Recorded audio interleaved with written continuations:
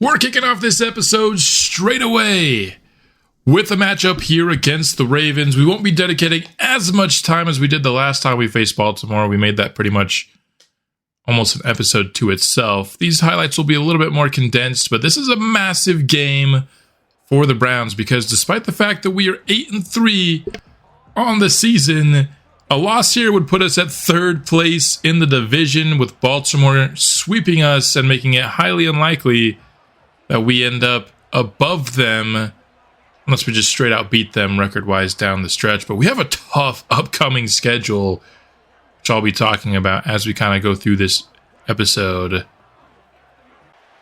This is a big-time game for us on the schedule that we absolutely need to pick up a dub. 3rd and 11, Lamar Jackson outrunning everybody for a gain of 21 to extend the Baltimore drive.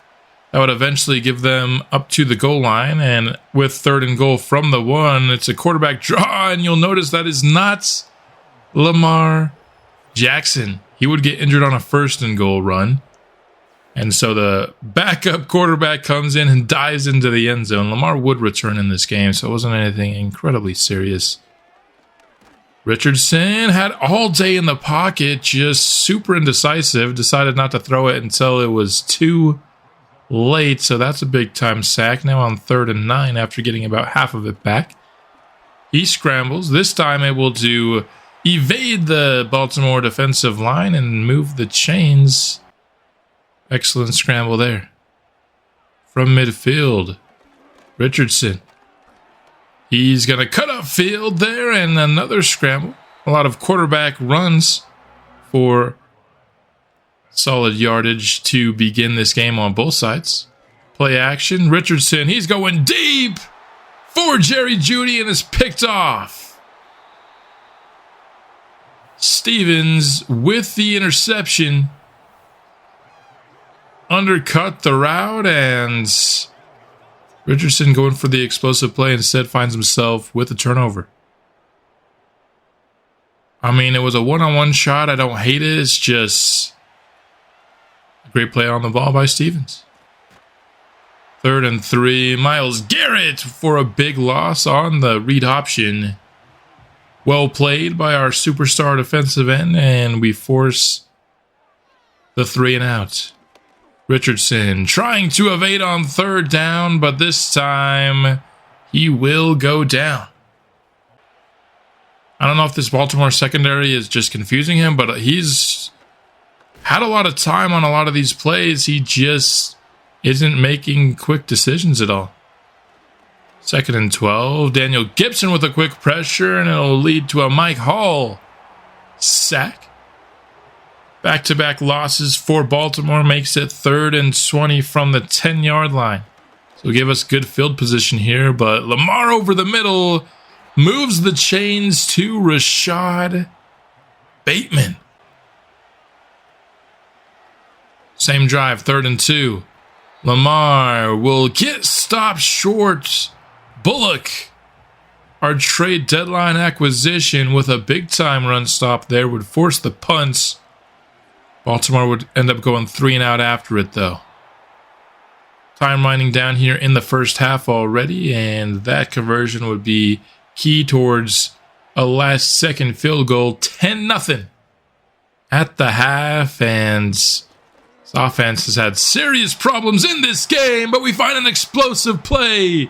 Njoku to the 10 and tackled down at the 1. So close to a touchdown for David Njoku to begin the 3rd quarter, but finally the offense shows signs of life. Flashbacks from that 3-0 Bengals game earlier this year, but it's not going to be that. This time around is Kenny Gainwell with the carry. Puts Cleveland on the board here with our opening drive of the second half. 3rd and 11 for Baltimore. They'll run a screen for Justice Hill, who has another 3rd and long conversion for Baltimore. Just too many of those allowed by the defense. Lamar. He's scrambling on 1st and 10. He's getting into the secondary. Gets himself over 50 yards rushing on the day. Always a rushing threat. Puts him also in the zone. Over the middle. He finds Zay Flowers downfield. There was a hole in the coverage. A lot of Browns defenders in the area. But Lamar knew where the weakness in the coverage would be. And he put a throw right on the money to Zay Flowers. Great response by Baltimore. 2nd and 10 now. Richardson from the 26. He's going down again. I think we were sacked something like 8 times our first matchup against Baltimore. And it seems like a lot of these are honestly kind of coverage sacks as well. He has time in the pocket, time to find somebody. He just never does, and he holds on to the ball forever. And avoiding these negative plays have been a really really big problem area for the offense this year. We do get bailed out with a roughing the kicker, though. So 1st and 10, we find Matt Driver. Quick throw on the streak, and nobody's going to catch him. He's got the juice to take it to the house. Another explosive play here in the second half. You don't love having to rely on explosive plays for your offense to do anything, but you can't discount the ability to create explosive plays either. And it's a 3-point ball game once more. 2nd and 10, almost intercepted by Newsome, but he missed it, so it's a big play towards Zay Flowers instead. From the 43, Lamar, he's going down. Excellent rush by Mike Hall, who has his 2nd sack of the day. Loss of 5 on this one. Brings us to 3rd and 6. Lamar. For Zay Flowers, but it's broken up by Malik Hooker. Nice play on the ball there. The big hit jarred it loose. On the other end, 3rd and 1. Heavy package for Baltimore, but for Cleveland, but the Baltimore defenders instantly in the backfield on that play blew it up. And our run game continues to be practically non-existent in the second half of this year. Here at the end of the 3rd quarter, the Cleveland defense once again fits the run well. Martin Emerson on that tackle. 2nd and 10, Donnie Richardson taking off, and another big-time scramble for him. Both quarterbacks, a lot of yards through scrambles in this game. 3rd and 8 now. Richardson goes for Jerry Jeudy on the curl route and is picked off by Stevens the 2nd time he's jumped a route in this game. Something is deeply wrong with the way that Madden does curl routes. Quarterbacks always throw them. Like, always. If there's a play with a curl route, the quarterback's going to throw it. They're just poorly coded in the game. I don't know. The DBs always sniff them out, and they end up in, like, half the interceptions you see in Madden come from curl routes. How is this not something that you fix? And then he comes back and, on not exactly a curl, but it looked like a stop route for sure.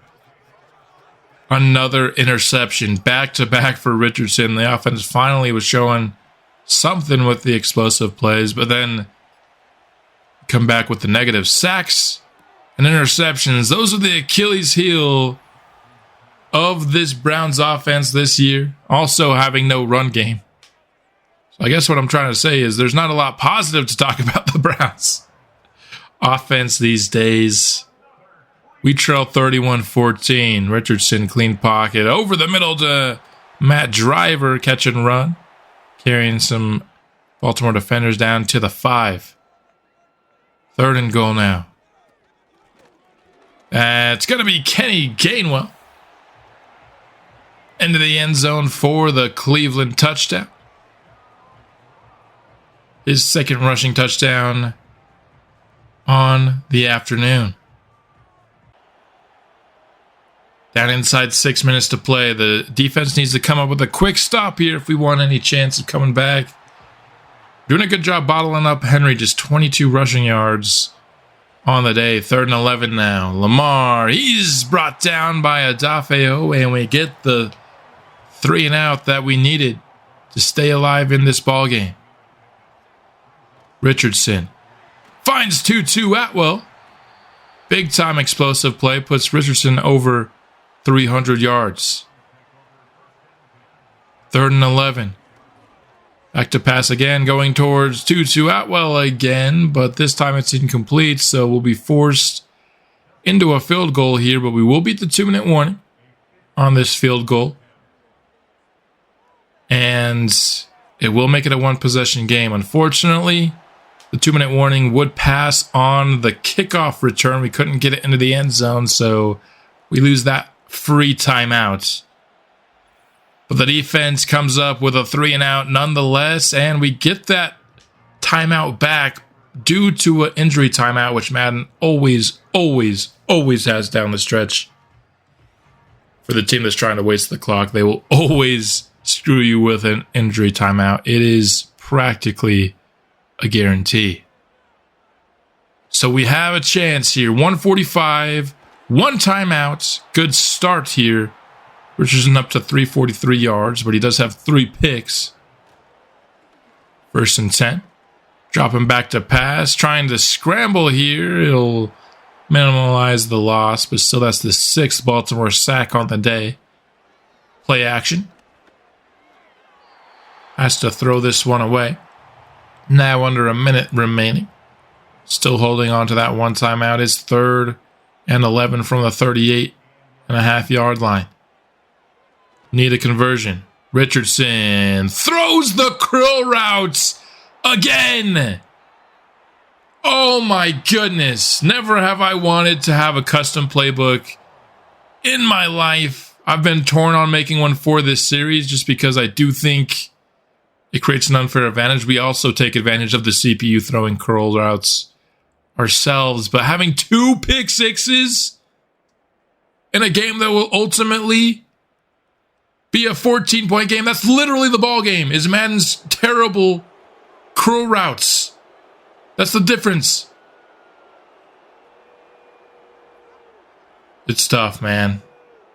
Really tough to lose in that fashion. 4 interceptions for Richardson on the day. It's just too many to combine with the 6 sacks. That's why we lost.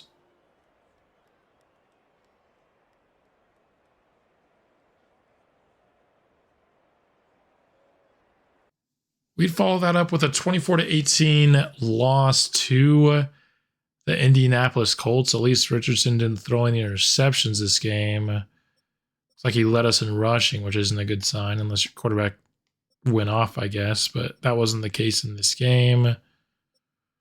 Plenty of catches for our top guys. Worth noting that Adonai Mitchell did get injured in our last game. He'll be out for this game plus the next 2 weeks. Starting 5-0, we are since 3-5. 3-5 since Myles Garrett decided to re-sign with the squad. Not looking good. At least we'd bounce back in week 15 with a victory over the Carolina Panthers, 24-20, giving us our 9th win of the season, guaranteeing a winning record, which was our criteria for being able to re-sign Myles Garrett this season.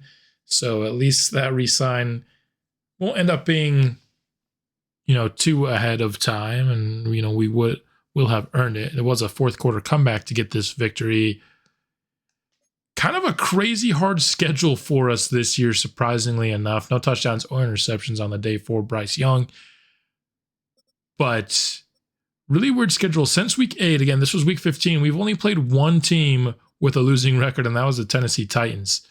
Other than that, every single team we've played has had a winning record, which is kind of an insane streak for a team that's coming off the number 1 overall pick. We should be having a kind of easier schedule, but that's just not been the case. 2 more sacks for Myles Garrett. I believe that puts him at 15 on the year, which is a really nice number. Daniel Gibson picks up a TFL. Deflections, a couple for Bullock and Newsome on the day, who at one point was leading the NFL in interceptions, but he's got on a cold streak, hasn't had an interception in quite some time.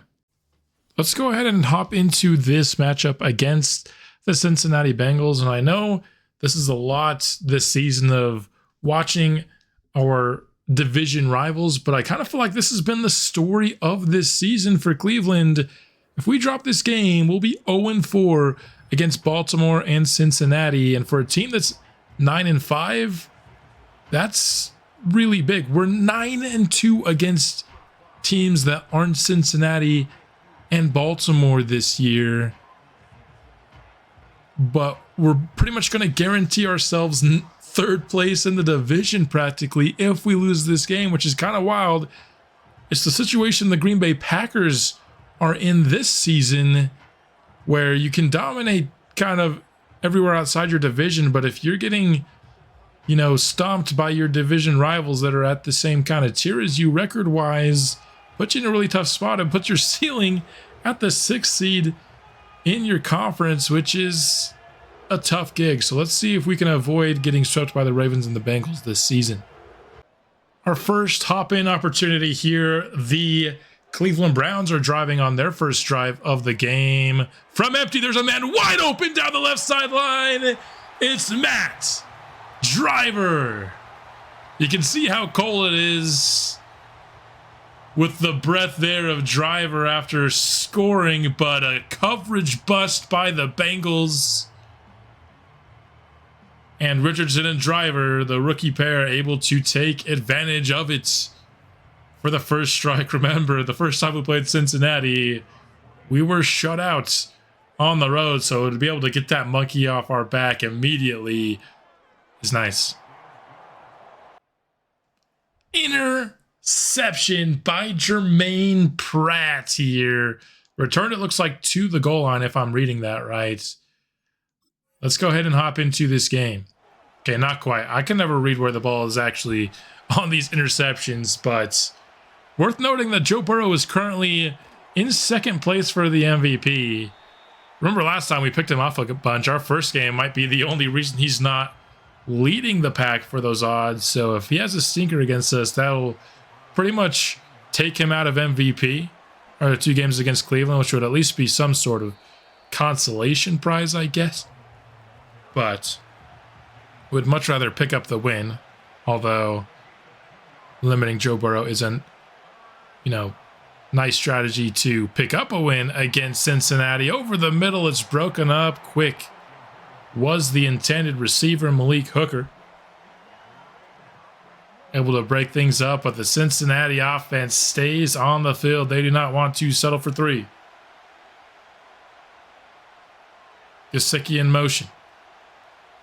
Snap to Burrow. They get it to the man in motion, but Ben folds Gesicki right at the point of contact there, and the defense gets a stop.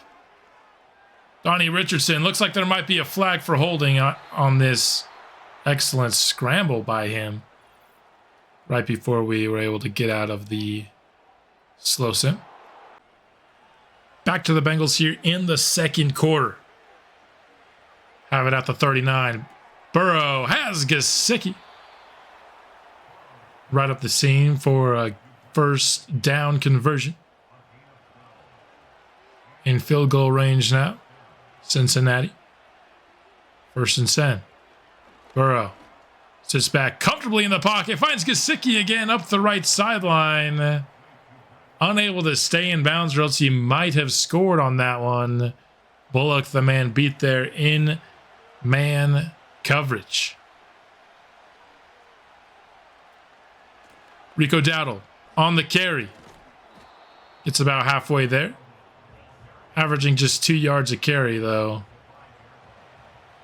We've forced a lot of negative carries, so have the Bengals, to be fair.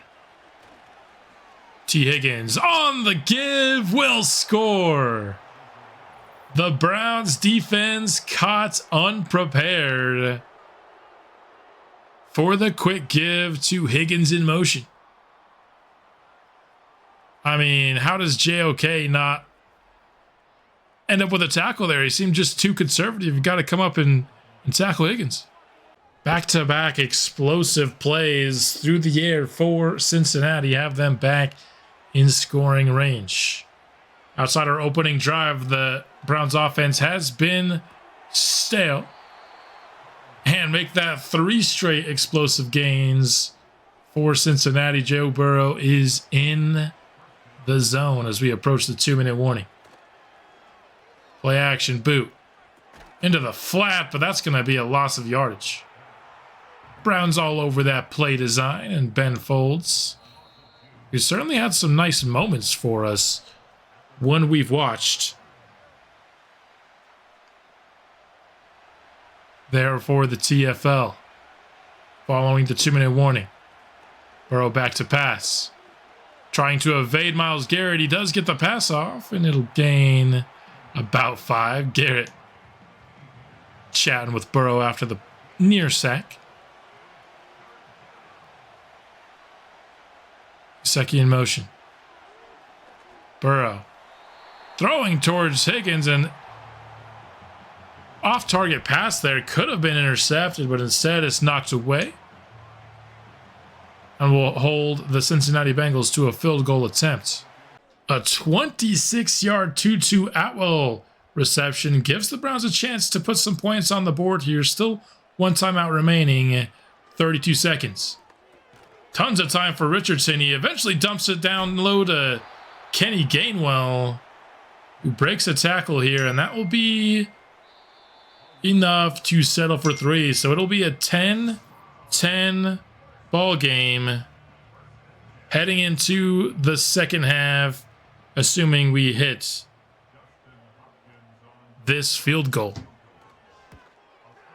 It is up and good. 10-10 will be the score heading into the halftime.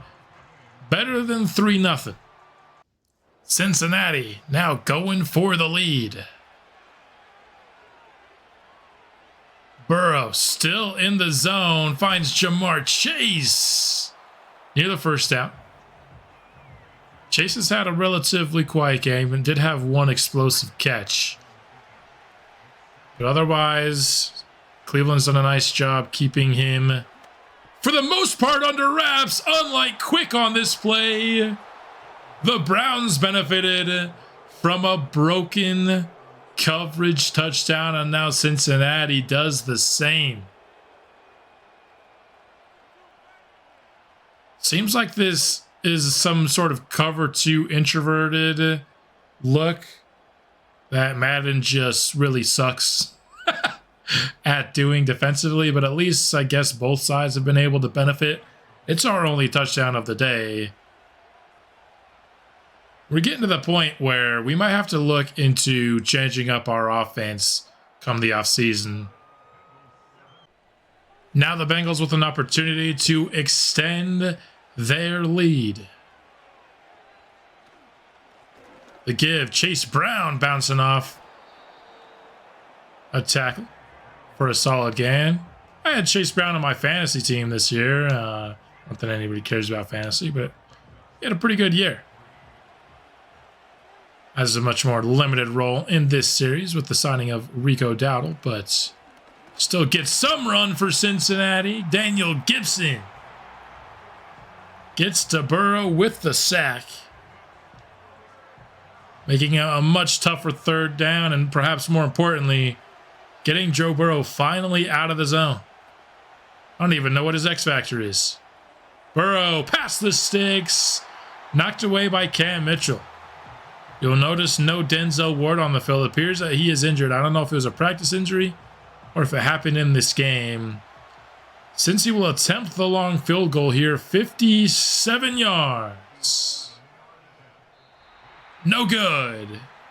That's going to be some excellent field position here for the Cleveland Browns.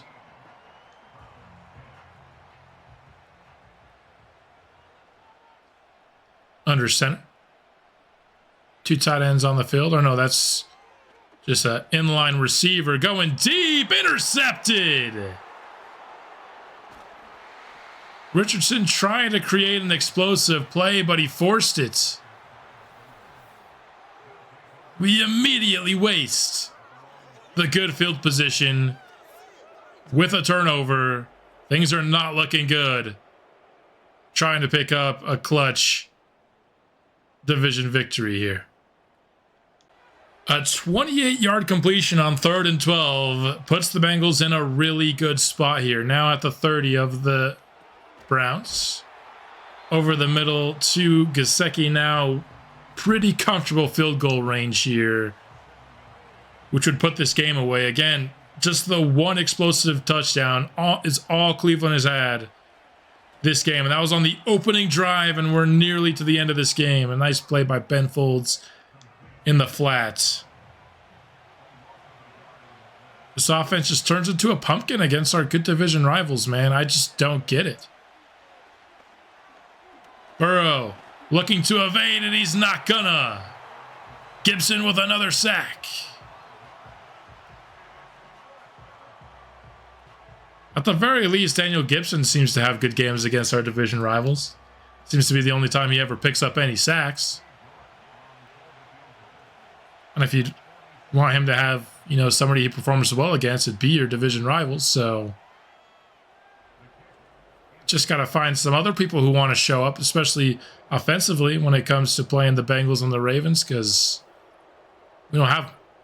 Let's watch this drive here for Cleveland. The game hanging in the balance here. 2-possession game. We need to score on this possession. Tipped away by Logan Wilson. Attempting to find Matt Driver in a sea of white jerseys. 3rd and 2. Richardson going down on the sack. Capo Bianco's 3rd sack on the day.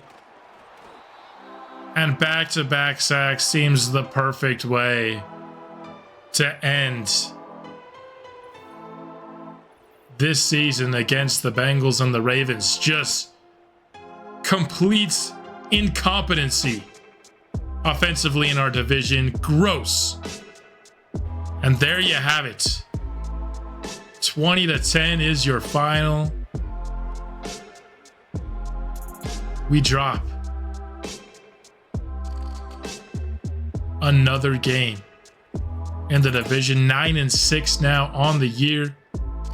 9-2 against opponents not named the Ravens or the Bengals. We're having an excellent year. But it seems the top 2 teams in our division have our number. We need to find out a way to beat these guys, because if we can't, it really captures ceiling. The first thing you need to do, you want to build a contender, is build a team that can beat your division rivals. Richardson throws, I guess, a 2nd interception at the very tail end of the game. That's why I sometimes like to go in and just run the ball so we don't get any cheap interceptions late. Didn't do that here, and now you see why I do, because could have had a avoided situation, but Capobianco 3 sacks allowed. Daniel Gibson gets 2. Folds. This one, Mike Hall Jr. gets 1. Greg Newsom picked up an interception, so that'll end his interceptionless streak. I don't know if I saw that one either. Did both of those interceptions happen in the last minute of the game? Not sure. Very well could have. I kind of just quick simmed it, but... Oh, man. 9-6. If we can win one of these last 2 games, I'm pretty sure we'd be playoff bound, but... It's hard to view this team as any sort of postseason contender based on the way we've played these playoff caliber teams in our division. 21-7, the Browns would lose in week 17 to the Saints, who pick up their 11th win, which now makes it, between weeks 8 and 17, one team with a losing record. How is this the schedule for a team that just had the number 1 pick in the draft? That literally does not make sense. NFL just had that much turnover in 1 year. Absolute murderer's row of a schedule. Like, you don't even get, like, teams coming off the 1 seed with a schedule this incredibly tough for this long. Myles Garrett picks up 2 sacks. The 8th interception of the season for Myles Garrett. For Greg Newsome. 21-7, man. I think it's pretty much guaranteed at this point we got to make some sort of changes offensively. If you take a look at the playoff picture, the Browns are currently missing the playoffs at 9-7. And the Texans are the 7th seed, currently 10-6. And that is our Week 18 opponent. So I think this is where we will stop this episode. Basically a win and in game. What do y'all feel about potentially streaming this Week 18 matchup against the Texans? If you'd like to see that, let me know. Otherwise, we might just make it kind of a one-off episode. Just Week 18 is practically a playoff game. I'm pretty sure it's win and in. There might be a scenario where maybe even if we win, we still don't make it. But as of right now, I'm treating it as a win and in situation for the Cleveland Browns.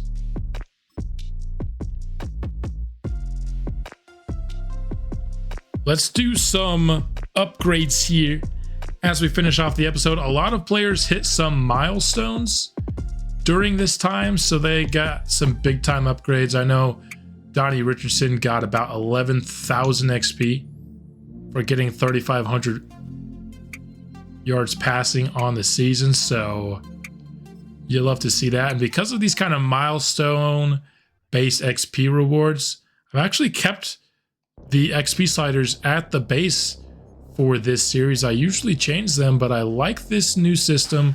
I don't think there's a lot that you can praise Madden for in this game, but their milestones being a bigger factor in leveling, making it so that, actually producing has a bigger impact on someone's progression than it has in games past. I'll give him some credit there. A lot of misses for Madden 25, but that was absolutely a hit. Donnie Richardson looking a bit better heading into Week 18. Ernie McFerrin got about like 12,000 XP for hitting 10 rushing touchdowns on the year. I think we'll give him a power and maybe 2 elusive, or maybe 1 of each.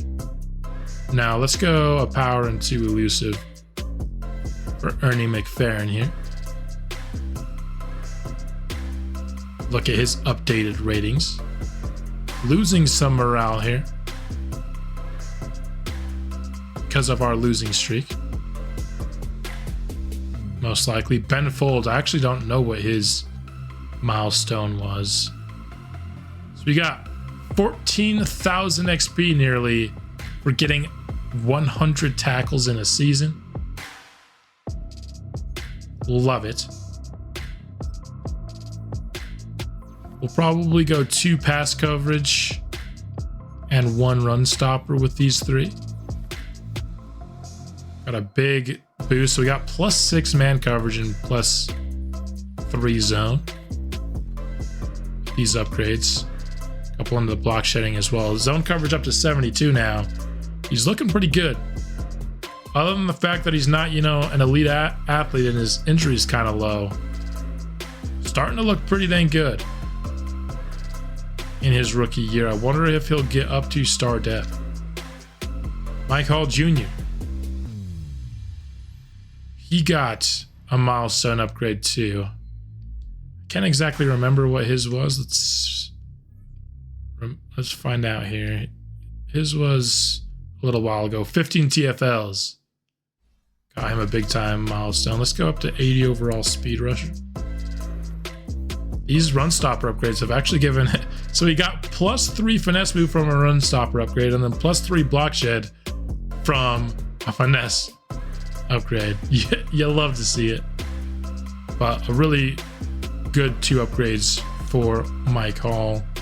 And now let's go to Jerry Jeudy here. Let's do vertical threat, mostly just to keep him in scheme fit. hopefully eventually we'll get that coaching tree upgrade where everybody's gets a scheme fit for XP purposes. Then we won't have to worry about it so much. Thinking Matt Driver will go playmaker here. I know it's not scheme fit. I just love these playmaker upgrades. I think they're so good, and he gets a really nice one here. Route running wise, he gets some ball carrier division, which is fine. Not great. But now he gets all of his route runnings into the 80s here, which is a really good spot for him. Gleason, gonna try to work on that scheme fit, but it's just, I don't think he got any closer here. And let's get him up to an 80 overall, get a superstar ability slot. Natural talent. New blocking encounters with built-in resistance. I like it. It's an awesome new upgrade for him. Stevenson not really at risk for losing his scheme fit, so we'll try to make him a little bit more well-balanced here.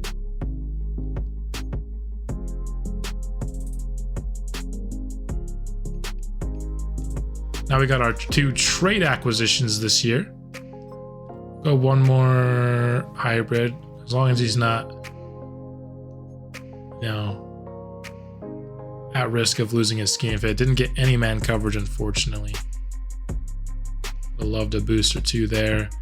80 Mitchell just got back off of injury. Let's keep scheme fit with him.